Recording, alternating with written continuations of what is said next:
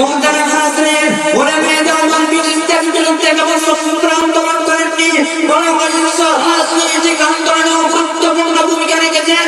যখন মোটা ইংরেজরা গোলামীর জঞ্জিরে আবদ্ধ করেছিল, সেই ইংরেজদের নাক থেকে মৃত্যু থেকে মুক্ত করার জন্য সর্বপ্রথম যে আলিমের অগ্নিজনের কণ্ঠে স্বাধীনতার ঘোষণা উচ্চারিত হয়েছিল, সেই নেতা কোন নেতা ছিলেন না, সেই ব্যক্তি কোন রাজনৈতিক নেতা নেত্রী ছিলেন না, তিনি ছিলেন একজন আলেম, তিনি ছিলেন উপমহাদেশের সর্বশ্রেষ্ঠ হাদিস বিশারদ শাহ আব্দুল আজিজ মুহাদ্দিস রাহিমাহুল্লাহ তাআলা।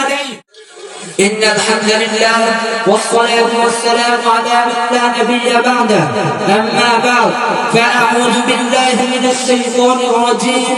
بسم الله الرحمن الرحيم. الله ولي الذين آمنوا يخرجهم من الظلمات إلى النور.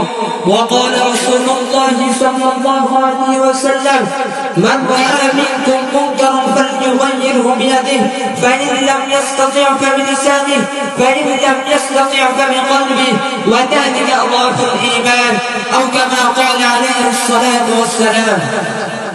রাইফুল পরিষদের আয়োজনে জেলাব্যাপী বক্তৃতা প্রতিযোগিতার আজকের ভ্রমণাঢ্য সেমিনারের সম্মানিত সভাপতি, ন্যায়ের মানদণ্ড কলমতে বিক্ষোভ বিচারক মণ্ডলী ও সুযোগ পরিচালক, বাংলার প্রত্যন্ত অঞ্চল থেকে আগত আগামী দিনে মুসলিম উম্মাহের নেতৃত্ব দানকারী ছাত্র ভাইয়েরা, সকলকে জানাই আমার পক্ষ থেকে আন্তরিক শুভেচ্ছা ও অভিনন্দন।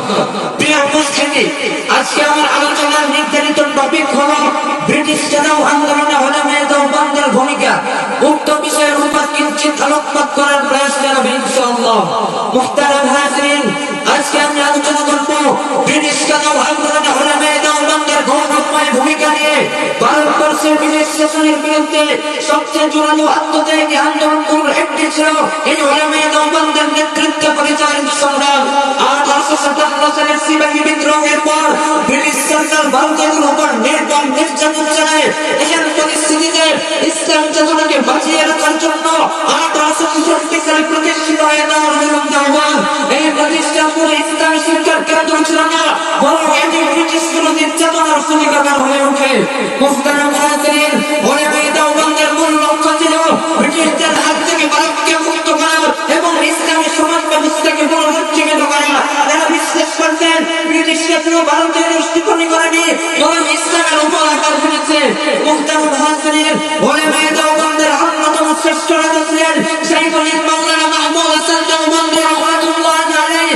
তিনি ব্রিটিশদের বিরুদ্ধে একটি সশস্ত্র বিপ্লবের পরিকল্পনা করেছিলেন, যা ইতিহাসে মিসরুল আন্দোলন নামে পরিচিত। এই আন্দোলনের মাধ্যমে তিনি বাংলাদেশ, আফগানিস্তান ও জার্মানির মধ্যে একটি আন্তর্জাতিক মঞ্চ গড়ে তুলে ব্রিটিশদের উৎখাত করতে চেয়েছিলেন, কিন্তু তার এই পরিকল্পনা ব্যর্থ হয়ে যায় এবং ব্রিটিশ সরকার থেকে গ্রেফতার করে মার্ডার কারাগারে বন্দী করে রাখে। মুহতারাম হাজিরিন, উলামায়ে দেওবন্দ ব্রিটিশদের বিরুদ্ধে ব্যবস্থা আন্দোলন করেননি, বরং রাজনৈতিক আন্দোলনে গুরুত্বপূর্ণ ভূমিকা রেখেছেন।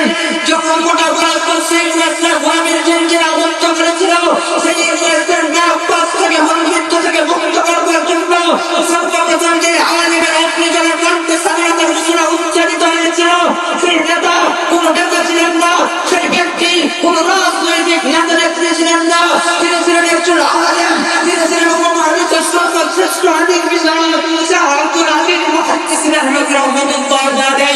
যিনি ফতোয়া দিয়েছিলেন ইংরেজদের বিরুদ্ধে স্বাধীনতা যুদ্ধ করার ফলে ফতোয়ার মধ্য দিয়ে শুরু হয়েছে স্বাধীনতা যুদ্ধ। ইংরেজদের বিরুদ্ধে শুরু হলো স্বাধীনতার সংগ্রাম। আপনাদের 1831 সালে ভারতের রাজধানী স্বাধীনতার জন্য যুদ্ধ করলেন রক্ত দিলেন সাইয়েদ আহমেদ রাহমাতুল্লাহ আলাইহি। 1857 সালে সিপাহী বিদ্রোহ হলো, স্বাধীনতার আন্দোলন রক্ত দিলেন আহমেদ সাইয়েদ রাহমাতুল্লাহ আলাইহি। 1920 সালে নারীদের ইসলাম হলো, ভারতের আন্দোলন বিবেকানে বন্ধ করে শাইখুল মাহমুদ হাসান দেওবন্দি রাহমাতুল্লাহ আলাইহি। 1940 সালে অসহযোগ আন্দোলনের ঘোষণা আসলো, ভারতের বড় আদালতের ঘোষণা দিলেন শাইখুল মাহমুদ হাসান দেওবন্দি রাহমাতুল্লাহ আলাইহি। 1945 সালে ইংরেজদেরকে বিতাড়িত করে ভারতবর্ষকে ধ্বংসরাষ্ট্র করা হলো। সেই স্বাধীনতা যুদ্ধে বিজয় বাংলা, পশ্চিম পাকিস্তান, পূর্ব পাকিস্তান মুসলমানদের দুই ভূখণ্ডের স্বাধীনতার কথা উত্থাপন করেছিলেন দুই আইন। পশ্চিম পাকিস্তানের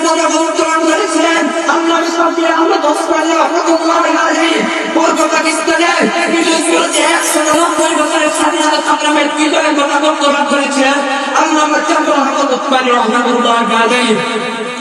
মোহতারাম হাজিরিন, শুধু তাই নয়, 1919 সালে জমিয়ত উলামায়ে হিন্দ প্রতিষ্ঠিত হয়। ভারতীয় জাতীয় কংগ্রেসের সেক্রেটারি ও সৌদি আন্দোলনের আশ্রয়ে মাওলানা হুসাইন আহমদ মাদানী, মাওলানা ওবায়দুল্লাহ সিন্নি, মৌলানা নাদের সহ অনেক তাওরানকে আগে ভারতের স্বাধীনতা সংগ্রামের নেতৃত্ব দেন, কিন্তু তারা ব্রিটিশদের বর্ষে কোনো রকম আলোচ করেননি। মোহতারাম হাজিরিন, এরপরে আমরা শুধু কথা করতে করেননি, কর্মীদের জীবন, পরিবার, সরকার সবকিছু উৎসর্গ করেছেন, তারা কারাগারে নিয়েছেন, প্রাণ দিয়েছেন, কিন্তু ব্রিটিশদের দাসত্ব মেনে নেননি। মোহতারাম হাজিরিন, আমরা যখন স্বাধীন দেশে বসবাস করছি তখন এই মহান আলেমদেরকে আমাদের মনে রাখা উচিত, তাদেরকে কোনো কাজ অনুসরণ করে ইসলামকে শৃঙ্খলাকে তৈরি করা আমাদের দায়িত্ব। আল্লাহ আমাদের এই মহান ব্যক্তিত্বদের থেকে শিক্ষা গ্রহণ করার তৌফিক দান করুন। তাই ঘোষিত করে দিতে চাই, দেওবন্দকে আত্মীয় তৈরি হইতে মিসাল علم عمل में रुखसती होता हर कबर तकवा के सुखने के सबसे जुदा उनके हम दिन की खिदमत की चांद व दिन की रहमत रहेंगे हमेशा ये दिन की इफ्तिखार नस्र मिन अल्लाह व फतह करीब वस्सलामु अलैकुम व रहमतुल्लाह।